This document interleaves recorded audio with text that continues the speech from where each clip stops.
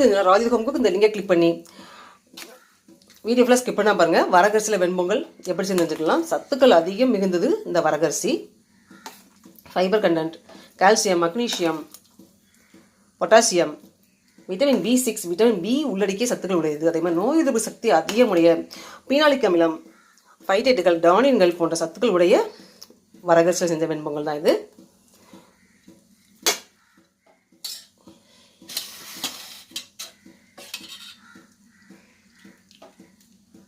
இதுக்கு சாம்பார் தான் நல்லா டேஸ்ட் நல்லாயிருக்கும். சட்னி, தேங்காய் சட்னி செய்யறவங்க செஞ்சுக்கலாம். சாம்பார் நிறைய ஊற்றி சாப்பிடும்போது டேஸ்ட் அருமையாக இருக்கும். கோடம்லட் வெண்பொங்கல். இதில் முந்திரி பருப்பு வறுத்து போடுறவங்க போட்டுக்கலாம். நான் இதில் போடல. அது நிறைய போட்டாலும் டேஸ்ட் சாப்பிடும்போது நல்லா எடுத்து சாப்பிடும்போது நல்லா டேஸ்ட் நல்லாயிருக்கும்.